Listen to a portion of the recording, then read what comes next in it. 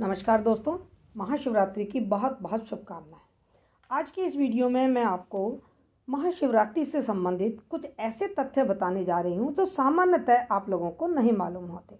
मैं बताऊंगी आपको शिवरात्रि और महाशिवरात्रि में क्या अंतर होता है, शिवरात्रि का आध्यात्मिक मूल्य क्या है और इस महाशिवरात्रि के पीछे वैज्ञानिक आधार क्या है तथा इस दिन पूजा का क्या विधान है। इस दिन किस तरीके से हम अपनी प्राकृतिक ऊर्जा को और अधिक प्रखर बना के अपने आप को ब्रह्म से और इस ब्रह्मांड से जोड़ सकते हैं।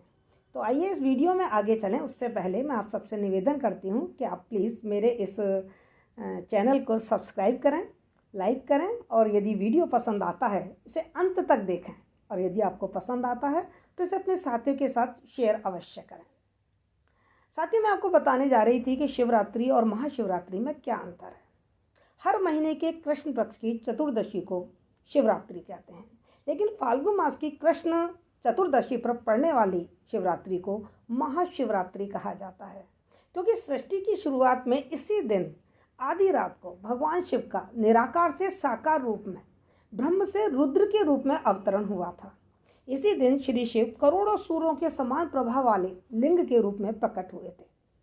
साथियों, कहा जाता है कि जो पारिवारिक व्यक्ति होते हैं, जो पारिवारिक परिस्थितियों में रमे हुए व्यक्ति होते हैं, मग्न व्यक्ति होते हैं, उन लोगों को लिए महाशिवरात्रि शिव के विवाह के रूप में, उत्सव के रूप में मनाते हैं।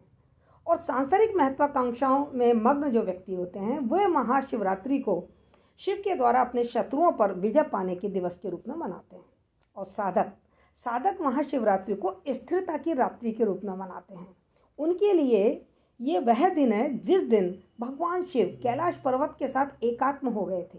वे एक पर्वत की भांति स्थिर और निश्चल हो गए थे। उनके भीतर की सारी गतिविधियां शांत हो गई थी। वो पूरी तरह स्थिर हो गए थे। उनकी तीसरा नेत्र खुल चुका था। साथियों, ये तीसरे नेत्र के खुलने का क्या अर्थ है, क्या आप जानते हैं? हमारी ये दो आंखें हैं ना, ये तो हमारी इंद्रियों के अंग हैं जिनसे हम इस भौतिक संसार को देख सकते हैं।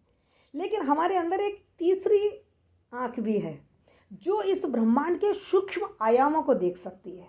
लेकिन ये तीसरी आंख उन सूक्ष्म आयामों को, उस आध्यात्मिक ज्योति को तभी देख सकती है जब हमें ज्ञान की प्राप्ति हो जाए। और इसी दिन महाशिवरात्रि के दिन ही भगवान शिव को बोध हुआ था, उनका तीसरा नेत्र खुल गया था। दोस्तों, क्या आप जानते हैं कि शिवरात्रि के दिन, महाशिवरात्रि के दिन भगवान शिव का जो अभिषेक किया जाता है, उनका जो पूजा विधान अर्चना की जाती है, उसका क्या प्रावधान है? महाशिवरात्रि के दिन 4 प्रहरों में 4 बार अलग अलग विधि से पूजा का प्रावधान हमारे ग्रंथों में बताया गया है। महाशिवरात्रि के प्रथम प्रहर में भगवान शिव की ईशान मूर्ति को दूध के साथ स्नान कराया जाता है और दूसरे प्रहर में उनकी अघोर मूर्ति को दही से स्नान करवाया जाता है तथा तीसरे प्रहर में घी से स्नान कराने का आयोजन होता है। चौथे प्रहर में उनकी संदेवजात मूर्ति को मधु अर्थात शहद के साथ नहलाया जाता है। इससे भगवान आशुतोष बहुत प्रसन्न होते हैं। साथियों, शिवरात्रि बोध का उत्सव है। ये ऐसा महोत्सव है जिसमें हमें अपना बोध होता है। हमें ये ज्ञात होता है कि हम खुद शिव के एक अंश हैं। शिव का अर्थ क्या है? आनंदमय है यह संसार। और हमें उस दिन ये बोध होता है कि हम उस आनंद तत्व के ही एक अंश हैं। ये एक ऐसा दिन है जब प्रकृति मनुष्य को उसके आध्यात्मिक शिखर तक पहुंचाने में सहायता करती है। दोस्तों, शायद आपको नहीं मालूम, पर मैं आपको बताती हूँ इसके पीछे का वैज्ञानिक आधार क्या है, क्यों मनाते हैं। इसी दिन हमारे पृथ्वी ग्रह का जो उत्तरी गोलार्ध होता है उसमें जो प्राणी निवास कर रहे होते हैं, उनके अंदर की जो प्राकृतिक ऊर्जा होती है वो ऊपर की ओर उठती है। और जब हम इस दिन पूरी रात जागकर अपने रीढ़ की हड्डी को सीधा करके साधना करते हैं तो हमारे अंदर की जो ऊर्जा होती है वो ऊर्ध्वगामी होती है और हमें ज्ञान की प्राप्ति होती है। हमें एक बहुत ही सकारात्मक ऊर्जा प्राप्त होती है।